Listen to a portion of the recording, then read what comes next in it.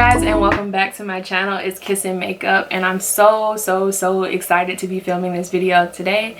As you guys can see by the title, this is my very last recap and review of my undergraduate career. So excited because I remember starting out college and feeling like I was going to be in there forever, and obviously that was not the case because we got the degree, so we're officially finished. If you guys have not seen my other recap and review videos, be sure to go ahead and check those out. I'll have them linked in the description box below as well as somewhere in the cards. So just a bit of a brief summary about me. My name is Renisha, aka Kiss.Makeup, and I started college in the spring of 2016. I decided to attend Augusta University and my major was health services. I did decide to stay in state, really stay at home to go to school. I actually graduated from the high school that is right across the street from the college that I attended, so I had a bit of a different experience than some of my friends that decided to go off to school. In these recap and review videos, I've done my best to kind of document on a semester by semester basis exactly what my experience of college was like. I go into detail and talk about the classes that I took specifically, and I will admit that I did miss a couple of semesters, just to, you know, forewarn you guys, but for the most part I feel like I've dedicated at least one video to my college experience over the years, so it's definitely going to be a little bit weird as I fully transition into my career or into the workforce in general. I do hope to film videos about that as well moving forward, but I will say that I know that this is not going to be the end of my educational career, so I'm really excited that I've been able to document my undergraduate experience because I definitely want to document my graduate experience as well if possible. If you guys are getting ready to start school yourselves, maybe you're going to school starting in the fall, or maybe you're already in school, I just want you guys to stay tuned to the end of the video because I will give you guys a couple of tips and tricks that I either wish that someone would have told me or just tips and tricks that have helped me along the way on my educational journey. So stay tuned to the end of the video for that. Now I think I've covered all my bases and we can go ahead and jump right into the video. So the very first thing that I will say about this semester in comparison to my other semesters is that it was different. And if I had to describe that difference in one word, it would be COVID. So going to school in the middle of a pandemic honestly kind of flipped things upside down just for a minute, just because it wasn't something that anybody really planned for, so everything was kind of on the fly. We were all just figuring it out, whether that was faculty, staff, or the students. We were all just kind of figuring it out how to navigate these new circumstances. Go ahead and get into my classes and my experiences in those classes. I took a total of 17 credit hours this semester, which wasn't really that different than my previous semester. I think the maximum amount of credit hours that I took in one semester was 19. So this semester was definitely not my most difficult semester by any means, especially because 2 of those classes were workout classes, so you know it was pretty straightforward. So with that being said, we can go ahead and talk about my first class, and that was body shaping, women's body shaping to be specific, and that was one of those workout classes that I mentioned. So in this body shaping class, we pretty much just came in 2 times a week and we did a full body workout. Very straightforward. The curriculum was very clear. It was, some days it was kind of a tedious class just because I'm one of those people that, like, you know, I feel like I like to be in the mood to work out, and that's when I get, you know, maximum benefits from my workout. But either way, I did enjoy having a structured schedule that forced me into working out. I was able to lose some weight and get closer to some of my fitness goals, so I am grateful for that class for that. So overall, I finished that class out with a B, which was kind of annoying. I have my own personal feelings about why I got to be in that class, but it doesn't matter, you know, it's over now. So we finished that one with the B. The other workout class that I took was core conditioning. I did really enjoy that class because it gave me a lot of workouts that I could do at home with no equipment required. That class was also really nice because it alternated on the days that I didn't have the body shaping class. So pretty much I was working out at least 4 days a week for at least an hour, and then I would do my own workouts outside of class. So that really helped. Finished that class out with an A, so I was really grateful for that. Those were the weirdest classes that translated once we had to switch to online learning, because then the only thing that we were required to do was like take a picture of an app, or like me specifically, I took a picture of my Apple Watch, and we basically would submit that for the 2 days that we would have been in class working out, and then we would just put like a brief description of what we did. I was a little bit disappointed when we switched to online learning because I liked the accountability that those 2 classes required me to take in my overall fitness and health, because like I said, it was a mandated day or 4 days out of the week that I was required to go work out.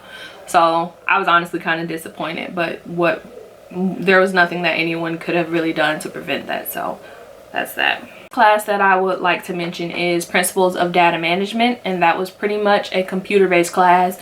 I was grateful for this class because it taught me the essentials that I needed for Excel and Microsoft Access. So now that I have those 2 classes completed, I can honestly say that I am proficient in Microsoft Office completely, which I think looks really great on a resume. So that was one of the most beneficial classes that I took. When you enter into your senior year in college, I think it starts to really get, I don't want to say it starts to get real, it's probably been real the whole time, but that is the time period where you start really wanting to build up your resume, hone your skills, and make yourself competitive for jobs. It is probably also the time where you start to visit the career services department. You start to do your mock interviews, start scheduling real interviews so that you can try to make sure that you secure a job by the time that you graduate. So with that being said, I really look forward to the classes that were preparing me for life after college, and this was one of those. We finished that class out with an A. It was all online work, so switching over during the pandemic really didn't impact this class at all. The class that I have to mention is Current Diseases in Healthcare. I really enjoyed this class because the teacher was really funny.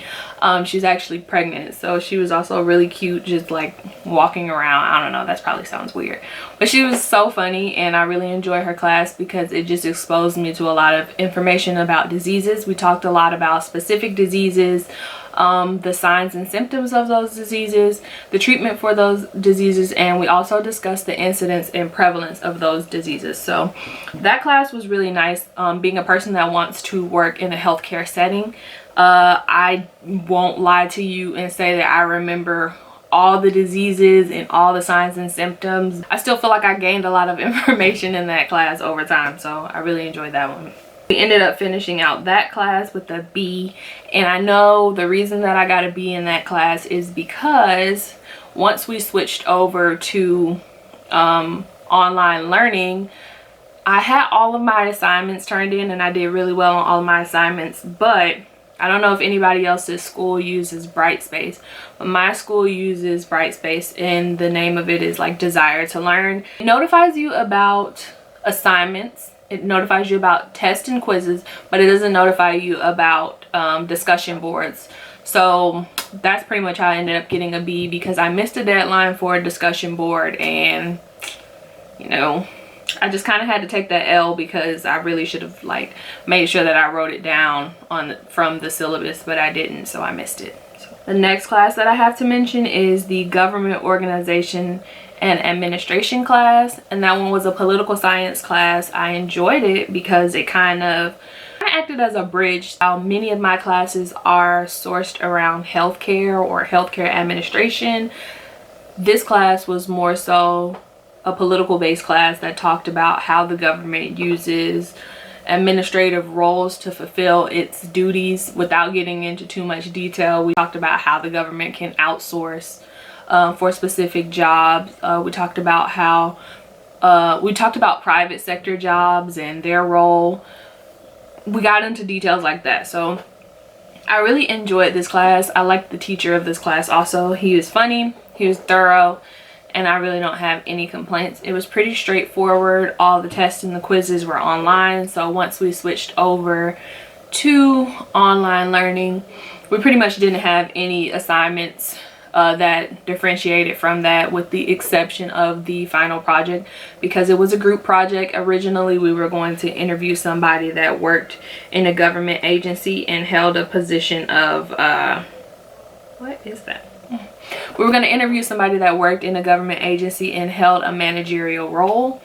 But, you know, once the pandemic came into effect, that really became nearly impossible because most of these places were closed down. So instead, we actually end up having to write a group paper, and we wrote it about COVID-19. We talked about what the pandemic was, information surrounding it. We also mainly focused on how the government handled the pandemic and whether or not we felt that they handled it the right way. So that class was pretty straightforward, pretty cut and dry, and we ended up finishing that one with an A. Another class that it looks like I forgot to mention on here was healthcare marketing. In that class, we did pretty much exactly what the title suggests. We talked about marketing in healthcare. One unique aspect of this class is that we actually did online simulations, and those simulations were no joke. They were either moderately difficult or they were extremely difficult. Most of the simulations would have you running a specific type of business, and you would have to actually make decisions for your business, and those decisions would either result in a net gain or a net loss. And in order to get a high grade on the simulation, you had to meet a certain threshold. And I think she gave us 3 attempts. It was almost like playing a simulation game when you're running a business, but it's just a little bit stressful when you see that your grade is fluctuating because maybe you made one good decision and it took you up to like a 96, and then the next decision could like drop you down to like a 75. So class was kind of like a hybrid. So we had some online, and that was in the form of the simulations, and then we had lecture in class where we would have like discussions and group projects and things like that. When it came to the end of the semester, of course, we had to switch over to strictly online. So we had more discussion boards, same amount of simulations, but we also had to take our tests and quizzes online. That being said, I ended up finishing that class with an A, which I still don't know how I did that. So the last class that I have to mention is my capstone class, and I'm pretty sure this was probably one of my favorite classes for the entire semester as far as honing in on those real world skills that we talked about earlier. I like the way that my professor structured this class because in the very beginning, she actually came into the classroom, asked us what it is that we wanted to learn since we were in our last semester. Of course, everyone wanted to learn more skills that would help them get a job. So there were certain things put in place. We learned a lot about corporate compliance, which looks really good. We also had mock interviews in class. We had people come from career services. We talked about specific jobs. It was kind of like an open forum. So if somebody found out about a company that was hiring, then we would bring that information back to our class because the class was really small. I think in total there might have been like between 7 and 9 people in that class, so including myself. So a very, very small and intimate setting. I fact that we didn't do a whole lot of fluff work, and I think in previous classes they had like a capstone of like a 20-page paper or something like that. We did end up having to write, I think, 10 pages, a 10-page paper. But I also enjoyed that in this class we earned a certificate. That was one of our requirements, which looks, once again, really good on a resume, which also just made me want to look into getting more certificates in general because it looks, I like being able to list multiple certificates and say, hey, I studied this and I got a certificate in it, and I did this and I got a certificate. It just looks better. I don't know. It could be in my head, but as a person that doesn't have a whole lot of experience in my field, I like being able to at least say that I took the first step or took the initiative to hone my skills by earning more certificates. So I did enjoy that class, and we finished that one with the B. So as far as what's next for me, right now I do have a full-time job working in my field of interest. As far as going back to school, I'm not going back to get my master's right now, but I do intend to go back and get my master's possibly a year from now. I am kind of torn right now. I'm still trying to decide between a master's in public health and a master's in healthcare management. I don't know. Decisions and more decisions. I'd like to get a little bit more experience in my field and then probably make that decision. Now on to the tips that I have. I wanted to be able to give you something more than, oh, focus, or something a little bit more substantial than be consistent. So my very first tip that I want to give you guys is to go into college knowing what you want to major in. And if you don't know what you want to major in, at least have a general direction. And the reason that I want to give you guys this tip is so that you can make sure that you're taking the classes that are going to be most beneficial to you overall. Even if that means taking 2 degree paths that you think you're interested in and pulling out only the classes that are necessary in both of those degree paths, just to make sure you're not wasting your time, because that really sucks when you go from one degree path to another one and the classes don't transfer, or they're no longer beneficial to the new major that you chose. The next tip that I have is to sit down with your advisor week 1 and have her write out all the classes that you're going to be taking all the way up until you graduate. Now obviously this doesn't literally have to be week 1. I know that first week of classes can be kind of overwhelming, especially if you're a freshman and it's your very first week of school. But by like week 3 by week 3, once you've gotten a little bit more stable, definitely sit down with your advisor and, like I said, have her take a sheet of paper, or she can type it up, however, and have them write out all the classes. Like, I'm going to be taking these 5 classes in the spring of 2020, these 5 classes in the fall of 2020, same way all the way out until your intended semester of graduation. And the reason that I say to do this is because a lot of people think that they're getting to the very end of their journey and they find out that they still have 3 classes that they didn't know they had to take. So by sitting down and doing this ahead of time, you can literally just go based off of the script every semester. And so long as you don't end up having to drop a class, which happens, it's fine. Like, you know, it happens to everyone. If you end up having to drop a class, you can at least know where you're going to replace it, just so you can really stay on track. And that kind of leads into my next tip, which is to try not to drop classes. One, because it's just kind of like a waste of time. Obviously things happen and maybe you get overwhelmed, but do your best not to drop any classes, just so you can, just to ensure that you don't prolong the time that you're in college. Do your best to just push through the classes and make a decent grade in them. You know, if you do drop a class and it's possible for you to take it over the summer, then I would say do that, just so you can maintain and stay on track to graduate. The next tip that I have is a little bit cliche, but do your best not to procrastinate, because it usually will come back to bite you. Another tip that I have about being a student is to save more and spend less. A lot of people are fortunate enough to get like a refund check. Please don't go blow your refund check on like clothes and shoes. Of course, like, being in college, you need to be able to have some fun, but at the same time, please don't put yourself in a compromising situation. Like, you never know when that money might come in handy. So try to save more than you spend. Try to cook more than you eat out. Just little tips like that. Another tip that I have is to try to use a planner. This kind of helps you just plan out your time, maximize your time. And I also like to use a planner to write out my assignment deadlines. That definitely came in handy for me over the years. So don't just get a planner because it looks cute, but actually get a planner and use it. I'm telling you, being able to check things off of a list, I don't know what it does to me, but it just relieves me of stress. I don't know. Very last tip that I have for you guys is to make sure that you turn in quality work, because you might see these people again. And the reason that I say that is because you Of course, we all have times where maybe we're overwhelmed, we have a lot on our plate, and we might turn in an assignment and feel like, oh man, like I wish I would have done this different or that different.